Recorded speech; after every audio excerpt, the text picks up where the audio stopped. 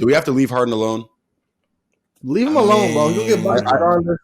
I think we might. I think we might have to. He was in the club, or as he said, it was just supporting his homegirl. I need a little bit more support for him than just. We need to leave him alone.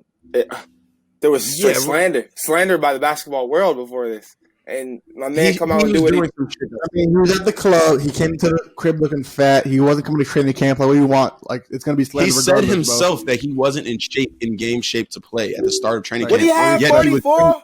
What's funny to me is that all these articles came out telling us that he's been doing this shit for years, but he's been killing for years too. So it's like you see him in the strip club the day before, he's still gonna put up 44 like he did the past 2 years. Yeah, exactly. I think so. My take is this, right?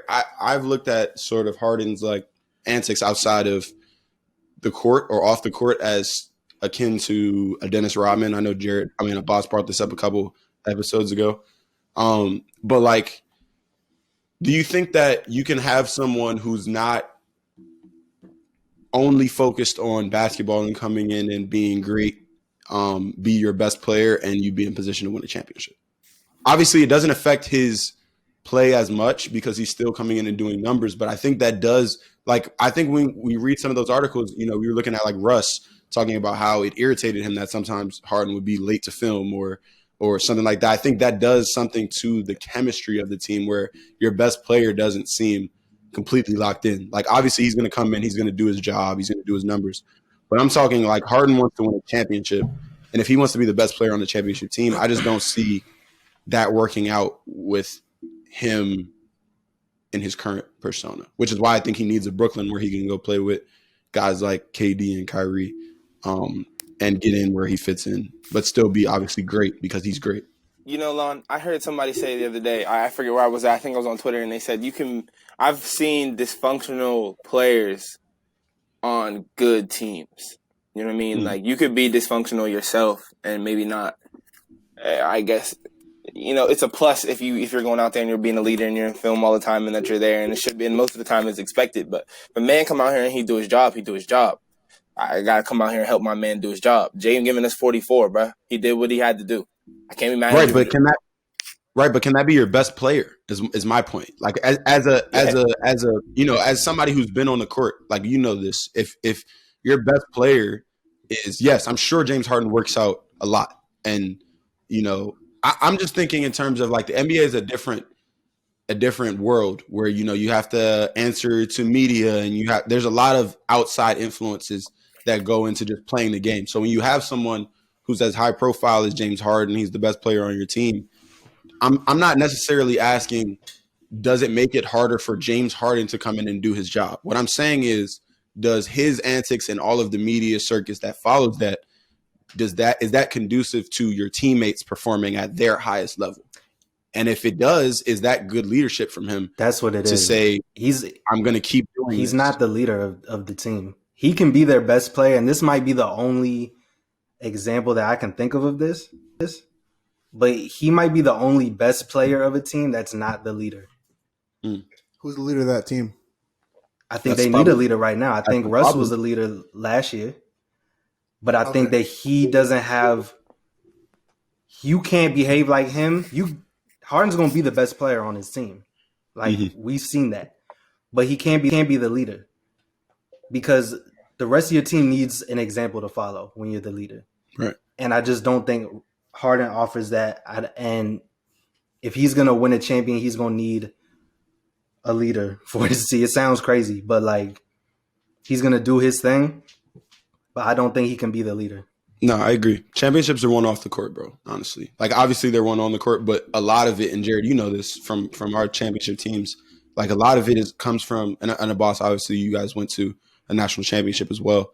But a lot of it starts with culture and your behavior off the court. And so, Jared Harden can say all he wants that he wants to win a championship.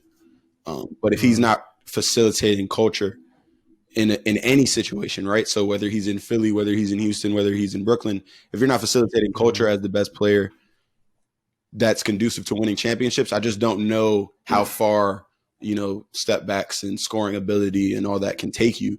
in the playoffs. Yeah, I'm trying to find another player that is the best player on the team but isn't the leader. I was just going through. There's not many. We kind of there's not many. like. I think we kind of saw that with the Clippers. I hate to keep bringing them up, but like, I think they have a lot. They had a lot of good players, but they lack leadership. Yeah. A player that can bring everybody onto the same page, on the same wavelength, and say, "This is what we're about." And I'm gonna not only tell y'all what I expect from y'all, but surpass those expectations myself, and hold y'all accountable to it. Like I feel like like the issue with Harden, if he's going to be the leader on a team that can go far in the playoffs, is like if he can't hold people accountable to anything outside of showing up and performing in the game. Yeah, you can, because that's what he's doing. You know what I mean? Like he can't hold people accountable to showing up early to film and staying after and working out. And obviously, I'm not in the Rockets locker room, so I can't say. Obviously, he's putting in extra work. He's one of the best players in the world. I agree. I agree with you with that. Everything that we're hearing about him, as wonderfully as he's still playing, I'm just thinking in terms of the grand scheme. Like he said in his interview the other day, like this is my 12th year. You know what I mean? Like he's trying to hammer home. I've been in the league for a while. I need to cement my legacy. That's part of him requesting this trade.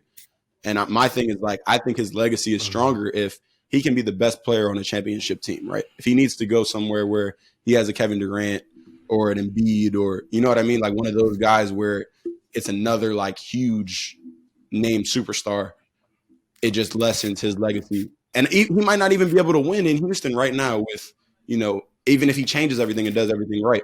But I think it does change a little bit how he's perceived. I think right now he's just looked at as like, some fast car that you throw out on the court and he's going to get you a 50-point triple-double. But he's not necessarily a guy that you want to look at and say he's going to win me a championship, which is why I think he hasn't been traded yet. Nobody's willing to make that move and say, all right, we'll sacrifice our future maybe, or our young players or our picks or something like that because James Harden's going to win us a championship. And I think that's where the disconnect comes for him. If you're like a contending team right now,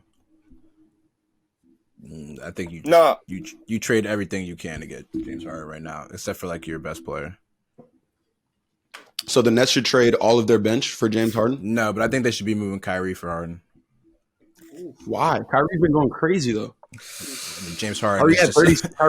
Kyrie had 37 the other day next to James Harden. I mean, next to Kevin Durant. In my head, James Harden and Kyrie are not really comparable players. James Harden is a lot better. I don't know. Also, wait, the Rockets don't want John and Kyrie. So. Makes sense. The Rockets don't want John and Kyrie. It doesn't make sense. I'm just saying, like, you should be trying to move whatever you can to get this guy. I hear that, but I think there's also – I was watching SportsCenter, and they were talking about how a lot of times when you trade for a superstar and you get a max deal, like similar to like the AD, going from the Pelicans to the Lakers, where the Lakers had to give up a lot.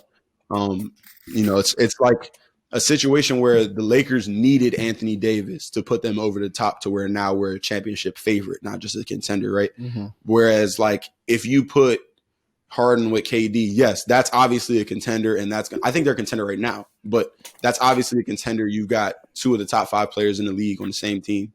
But at what cost, right? You have to give up LeVert, you have to give up Kyrie, you have to give up Joe Harris probably. Like there's a lot of pieces that are involved in that trade. And so at the end of the day, if your bench shortens up to where now I'm 7 deep, is that worth saying, all right, I still have 2 of the top players in the league and 2 of the top scorers in the league and 2 of the clutchest players in the league in Kyrie and Kevin Durant, to where I don't need a Kevin Durant per se. I mean, I don't need a James Harden.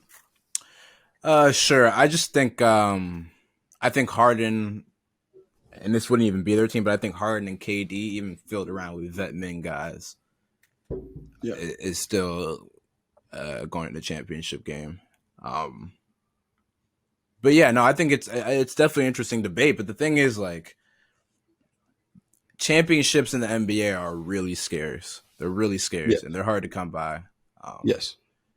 And like I just think like teams like Toronto, I mentioned this in the earlier podcast, but teams like Toronto and Miami have really struck something, and like they made runs at the championship.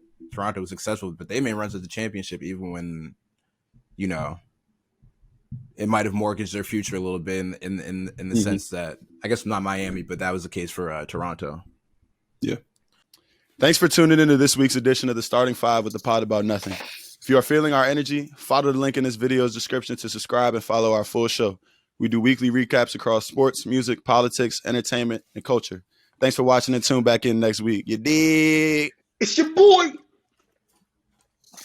Bow! Bow, bow, bow, bow.